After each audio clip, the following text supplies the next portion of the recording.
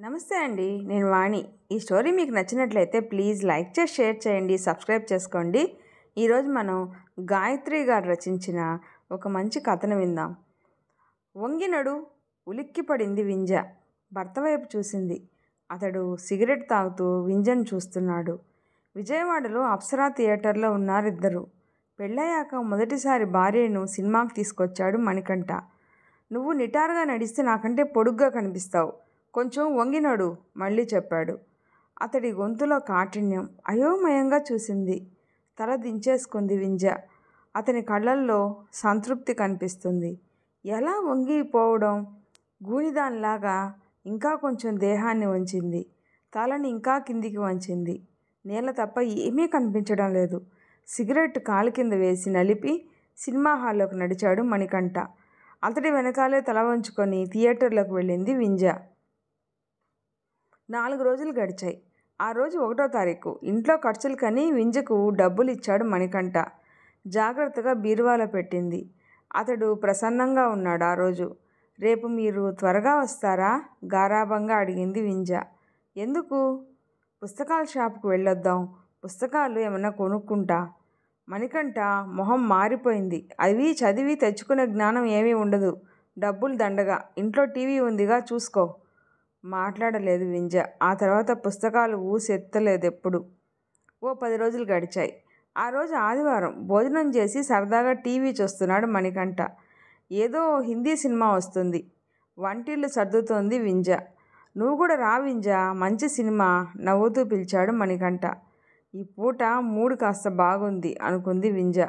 వచ్చి అతడి పక్కన కూర్చుంది. భార్య భుజం చుట్టూ చేయి వేసి దగ్గరకు తీసుకున్నాడు. మీతో ఒక విషయం చెప్పనా? అంది వింజ గోముగా. ఏమిటి అన్నట్లు భార్య వైపు చూశాడు అతడు. రేడియో స్టేషన్లో పాట పాడాలని ఉంది నాకు. కాలేజీ ప్రోగ్రాంలో నాకు సింగింగ్లో చాలా ప్రైజులు వచ్చాయి. రేడియో స్టేషన్కి వెళ్ళి నాకు అవకాశం ఇస్తారేమో కనుక్కోనా? మెల్లగా అడిగింది వింజ. మణికంఠ మొహం జేవురించింది. వింజను పక్కకు నెట్టాడు.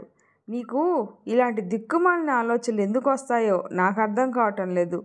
కాలేజీలో ఉన్నట్లు పెళ్ళయ్యాక ఎవరు ఉండరు. పెళ్ళయ్యాక మొగుడికి అనుగుణంగా నడుచుకోమని మీ అమ్మ నాన్న చెప్పలేదా నీకు? మౌనంగా ఉంది వింజ. ఆ రోజంతా రుసరుసలాడుతూనే ఉన్నాడు మణికంఠ. వింధ్యకు భర్త మనస్తత్వం కొద్ది కొద్దిగా అర్థమవుతూ ఉంది. సంక్రాంతి పండుగ వచ్చింది. పెళ్ళయ్యాక మొదటి పండుగ. అల్లుడిని కూతుర్ని పండక్కు రమ్మని ఫోన్ చేశాడు వింధ్య తండ్రి శ్రీనివాసరావు. నాకు కుదరదు, నువ్వు వెళ్ళు అన్నాడు మణికంఠ. ఇంకా కోపం తగ్గలేదు అనుకుంటూ నెల్లూరుకు వచ్చింది వింజ. వింజ తండ్రి శ్రీనివాసరావు, తల్లి రజని. వాళ్లకు 2 ఆడపిల్లలు, ఆర్య, వింధ్య. ఆర్య ఇంజనీరింగ్ చదివి వేరే కులం వాడిని ప్రేమించి పెళ్లి చేసుకుంది. వింధ్య BA చదువుతూ ఉంది. BA ఆఖరి సంవత్సరం. పెళ్లి సంబంధాలు వెతకటం మొదలు పెడితే MA పూర్తయ్యేసరికి ఈ సంబంధం కుదిరింది. మణికంఠ తల్లిదండ్రులు మోపిదేవిలో ఉంటారు. అక్కడ వాళ్లకు 10 ఎకరాల పొలం ఉంది. మణికంఠ అన్నయ్య అక్కడే ఉండి వ్యవసాయం చేస్తున్నాడు. మణికంఠకి విజయవాడ ఎలక్ట్రిసిటీ ఆఫీసులో క్లర్క్ ఉద్యోగం. పోరుపొచ్చం లేని సంబంధం అని, కట్నం కాస్త తక్కువ అడిగారని ఈ సంబంధం వైపు మొగ్గు చూపారు శ్రీనివాసరావు దంపతులు. తీరా మాటల్లోకి వచ్చాక కట్నం తక్కువ అంటూనే పెళ్లి బాగా చేయాలని, లాంఛనాలు అంటూ సాగదీశారు మణికంఠ వైపు వాళ్ళు. ఈ కాలంలో అందరూ ఇంజనీరింగ్ చదివిన అమ్మాయిలే కావాలంటున్నారు. వింధ్యకు లిటరేచర్ అంటే ఇష్టం. అమ్మాయి MA చదువుతోంది అంటే అంతగా ఎవరూ ఇంట్రెస్ట్ చూపించడం లేదు. కారణం, ఇంజనీర్ అయితే భర్తతో పాటు ఎక్కడికి వెళ్ళినా చిన్నదో పెద్దదో సాఫ్ట్వేర్ జాబ్ వస్తుంది. MA చదివితే ఇప్పుడు ఏం ఉద్యోగాలు వస్తున్నాయి? గవర్నమెంట్ ఉద్యోగాలకు పోటీ ఎక్కువ. అన్ని చోట్ల వేకెన్సీలు ఉండవు. మన దేశంలో నిరుద్యోగ సమస్య రోజు రోజుకు ఎక్కువ అవుతుందే తప్ప తగ్గటం లేదు. పోనీ విదేశాల్లో ఆర్ట్స్ చదివిన వాళ్ళకి జాబ్స్ వస్తున్నాయా అంటే అది లేదు. ఉత్సాహం లేదు యువతలో. ఆశ నిరాశల మధ్య కొట్టుకులాడుతూ ఉంది వింజ మనసు. అలాంటప్పుడే ఈ సంబంధం వచ్చింది. పిల్ల కంటే పెళ్లి కొడుకు పిసరంత పొడుగు. దూరం నుండి చూస్తే అతడే పొట్టివాడిగా కనిపిస్తాడు. అది పెద్ద లెక్క పెట్టుకోవాల్సిన విషయం కాదు అనుకున్నారు శ్రీనివాసరావు దంపతులు. అక్క పెళ్లి విషయంలో అమ్మా నాన్న కొంత బాధ అనుభవించారు. తన పెళ్ళైన అమ్మా నాన్నల ఇష్టప్రకారం చేసుకుందాము అనుకుంది వింజ. చిన్నప్పటి నుండి వింజ కొంత భయస్థురాలు.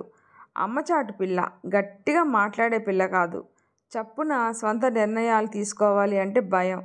అలాంటి వింజకు భయపెట్టి దాష్టికం చేసే మొగుడు దొరికాడు. పెళ్ళైన 2 రోజుల్లోనే వింజ మెత్తటి మేకపిల్ల లాంటి పిల్ల అని మణికంఠకు బాగా అర్థమైంది. ఇంకా అతడిలో దాక్కుని ఉన్న మృగం మెల్లగా లేచి ఒళ్ళు విరుచుకోసాగింది. పైగా అతడికి ఉన్న స్నేహ బృందం సంసారపక్షమైన వాళ్ళు కాకపోవటం. ఒరే జాగ్రత్తరా, ఉద్యోగం చేసే అమ్మాయిని చేసుకున్నావే అనుకో, నిన్ను ఆడించి పారేస్తుంది. పెళ్ళయ్యాక భార్యని కాస్త అదుపాజ్ఞలో పెట్టుకో. కొత్త మోజులో కాస్త చనువిచ్చావే అనుకో, మన బతుకుల్ని నాశనం చేసేస్తారా ఈ ఆడవాళ్ళు, కొంచెం జాగ్రత్త అంటూ పదే పదే స్నేహ బృందం హెచ్చరించడంతో మణికంఠ భార్య పట్ల కఠినంగా వ్యవహరిస్తున్నాడు.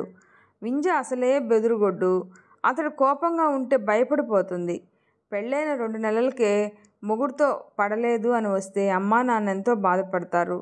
తను మాత్రం అతడితో ఎంతవరకు అని సర్దుకుపోగలదు అనుకుంటూ స్నేహితురాలు సుకన్య ఇంటికి వెళ్ళింది వింజ. సుకన్య ఎంఏలో వింజ క్లాస్మేటు. ఇప్పుడు లెక్చరర్గా జాబ్ చేస్తుంది.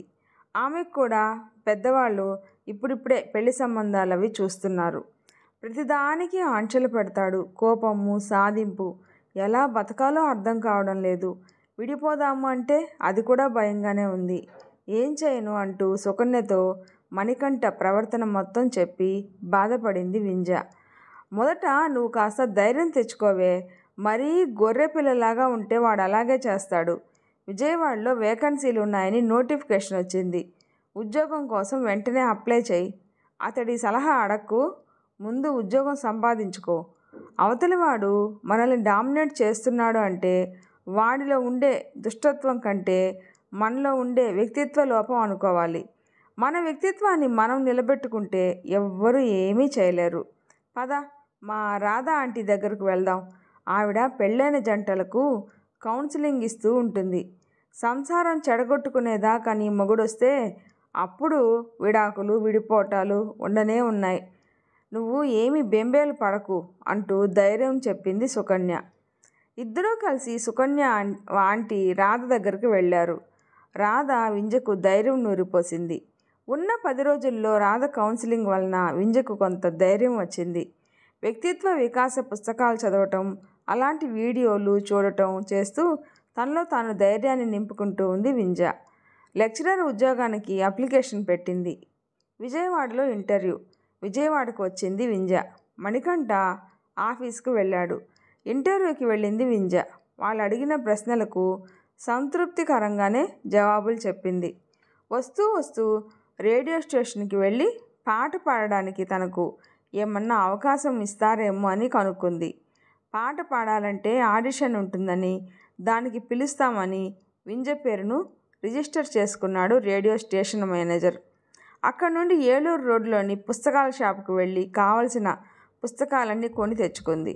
వింజకు చాలా ఆనందంగా ఉంది, ధైర్యంగా కూడా ఉంది. 4 రోజులు గడిచాయి. రేడియో స్టేషన్ వాళ్ళు పెట్టిన ఆడిషన్లో సెలెక్ట్ అయింది వింజ. ఆమెకు శారదా కాలేజీలో లెక్చరర్గా జాబ్ కూడా వచ్చింది. ఉత్సాహంగా ఉంది. వెంటనే ఫోన్ చేసి సుకన్యకు, రాధగారికి, అమ్మా నాన్నకు చెప్పింది. సాయంత్రం భర్తతో చెబుదాము అనుకుంటూ ఉంది. ఈ లోపల మణికంఠ ఫోన్ చేశాడు. త్వరగా వస్తున్నా, ఊర్వశిలో పిక్చర్కు వెళ్దాం అన్నాడు. తయారైంది వింజ. మణికంఠ వచ్చాడు. బైక్ దిగి తన పక్కన నడుస్తూ ఉన్న భార్యను చూశాడు. మొహం చిట్లించాడు. ఆ హై హీల్స్ ఏమిటి? నీకు చెప్పాను కదా నాకంటే పొడుగ్గా కనిపించొద్దని. చెప్పులు తీసేసి నడు. అతని కంఠంలో కోపం, అసహనం. తాపీగా మొగుడు వైపు చూసింది వింజ. చెప్పారు వంగి వంగి నడవమనేగా. నేను నడవను. నేను ఎలా ఉన్నానో అలాగే ఉంటాను. హై హీల్స్ వేసుకుంటాను. రేడియో స్టేషన్లో పాట పాడతాను. శారదా కాలేజీలో జాబ్ కూడా చేస్తాను. తెలుగు, ఇంగ్లీషు పుస్తకాలు కూడా చదువుతాను. మీకు ఇష్టం లేదా చెప్పండి, ఇట్నుంచిటే వెళ్ళిపోతాను. మీరు మీలాగే ఎలా ఉండాలి అనుకుంటున్నారో నాకు నాలాగే ఉండడం ఇష్టం. సంసారం అన్నాక ఇద్దరూ కలిసి అన్యోన్యంగా గడపటం. నేనేమీ తప్పు చేయట్లేదు. మీరు నాకు విలువ ఇవ్వనప్పుడు నేను మీకెలా విలువ ఇస్తాను? ఇప్పుడు అందరూ ఉద్యోగాలు చేస్తూ ఉన్నారు, హాయిగా సంసారాలు కూడా చేసుకుంటున్నారు. నేను కూడా అలాగే ఉంటాను స్థిరంగా చెప్పింది వింజ. ఆమె కళ్ళల్లోకి సూటిగా చూడలేకపోయాడు మణికంఠ. పొట్టివాడు ఇంకా పొట్టిగా మరగుజ్జులాగా అయిపోయాడు. మీరు నాతో సవ్యంగా ఉంటే నేను కూడా బాగానే ఉంటాను. మీ సాధింపులు బెదిరింపులు పడుతూ ఉండడం ఇక నా వల్ల కాదు. చెప్పండి, నేను ఇంటికి వెళ్ళిపోతాను. ఆ తర్వాత ఇంట్లో నుంచి కూడా వెళ్ళిపోతాను. నేను పోతే ఇంకొక భార్య వస్తుంది అని అనుకోవద్దు. కాలం మారింది. దాష్టికాలు పట్టడానికి నేనే కాదు, ఏ ఆడపిల్ల సిద్ధంగా లేదు. అది ముందు తెలుసుకోండి.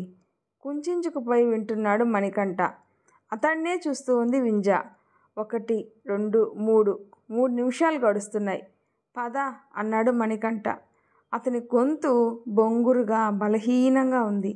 సర్దుకుపోతాను అన్నట్టుగా ఉంది. ఇంకేమీ రెట్టించకుండా భర్త చేయి పట్టుకొని సినిమా హాల్లోకి లోపలికి నడిచింది వింజ. ఈ స్టోరీ మీకు నచ్చినట్లయితే ప్లీజ్ లైక్ చేసి షేర్ చేయండి, సబ్స్క్రైబ్ చేసుకోండి. స్టోరీ అలా తప్పకుండా కామెంట్ చేయండి. Thanks for listening.